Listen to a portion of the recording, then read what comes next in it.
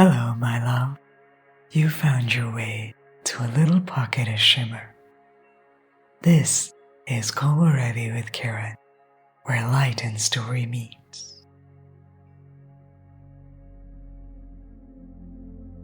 There's a hush the world wears before it remembers itself, an in-between kind of quiet, neither night nor day, where the air feels newly made. Thresholds often live there, not in doors or declarations, but in the subtle pause when something inside you begins to lean forward, not rushing, just ready. This is the story of one such pause, the kind that changed how I met the morning, and in some quiet way, how I met myself.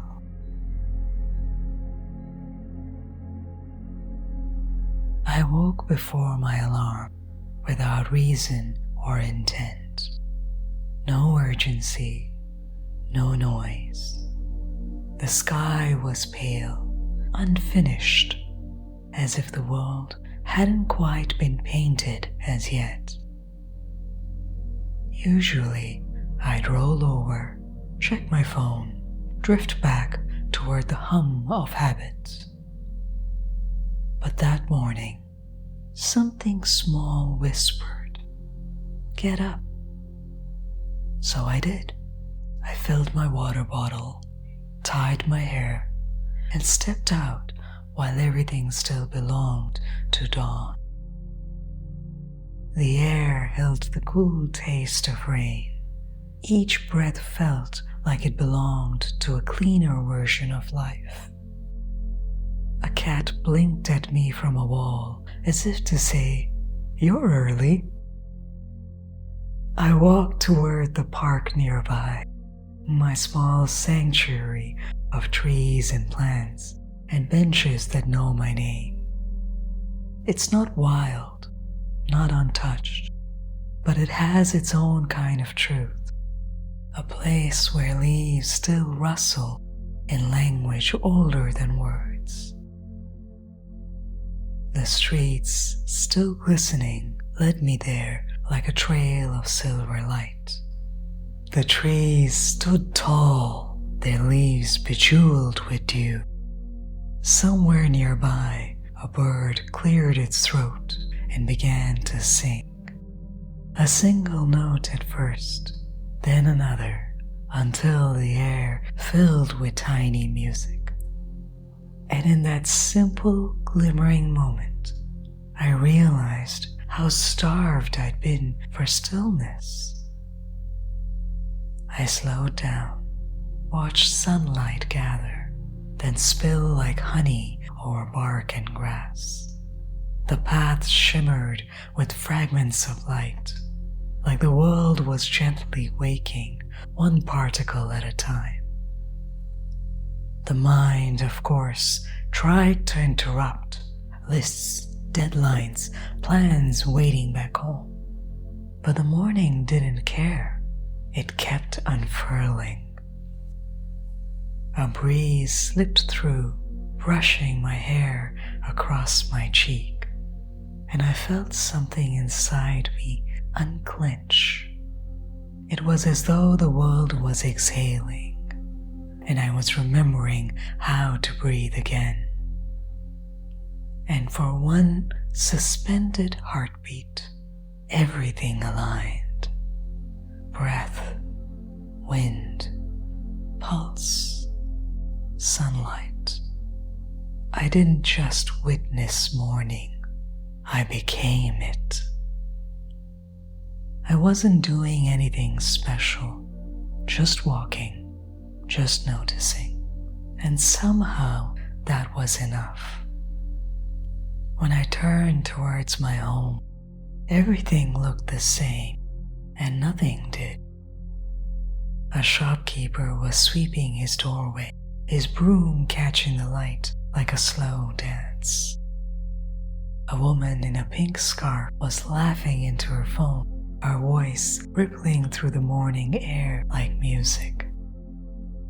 The same streets, the same people.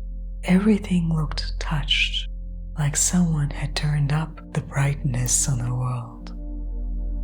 My own footsteps sounded different, as if they'd learned a softer language. By the time I reached my building, the air had warmed. The key was cool metal in my hand, a small anchor between worlds.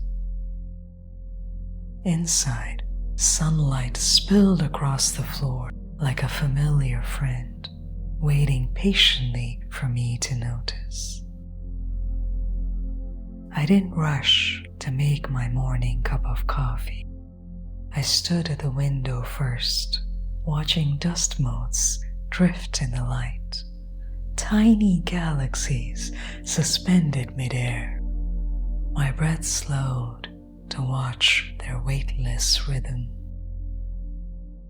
When I finally filled my mocha pot, the hiss felt like percussion, the rising steam like incense, the clink of the spoon like punctuation to a silent prayer.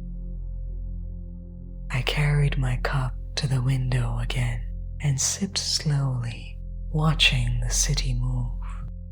People hurrying to work, a child in a bright backpack stepping on a bus, a neighbor watering a plant on their balcony. It struck me I didn't need to leave this presence behind at the park. I could carry it with me, let it tint the ordinary with awareness, let it ripple quietly into everything I touched. That's the real threshold, isn't it? Not stepping outside, but staying awake when you return.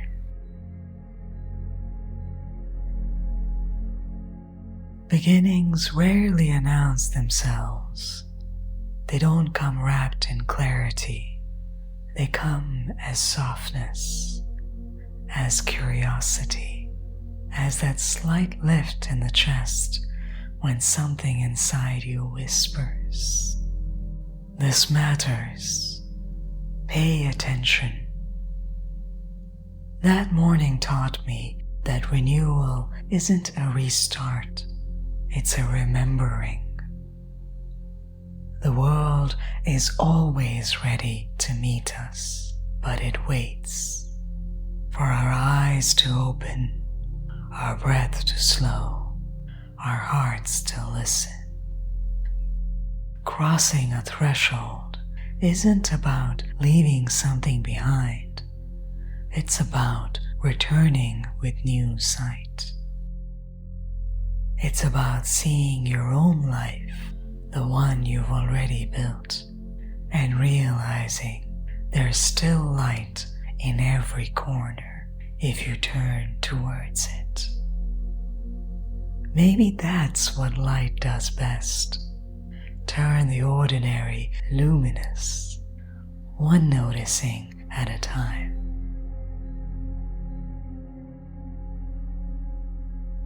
If you can, take a moment to pause. Let your body settle. Close your eyes. Unclench your hands. Let your shoulders drop. Let your breath find its own pace. Feel your breath in and out. Not forced, not deep, just present. Inhale and exhale.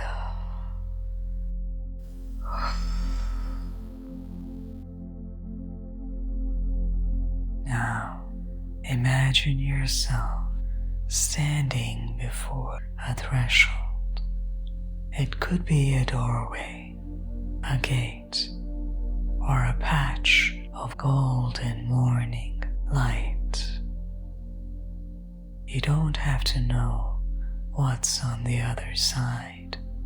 Just notice that you're here, awake, breathing, ready. Feel the air, cool, gentle, brushing across your face. You can taste the day beginning, even if the sun hasn't yet arrived. Somewhere a bird sings its song. Somewhere the world rearranges itself around this moment.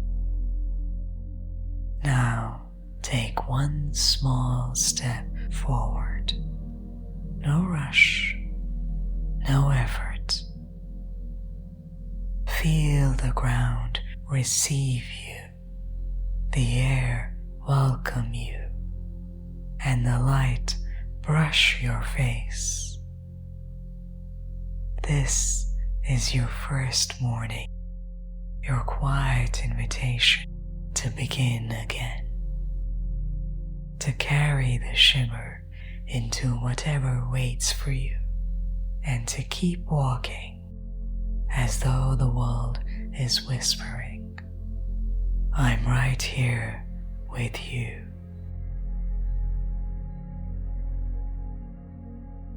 This has been Komorebi with Kiran.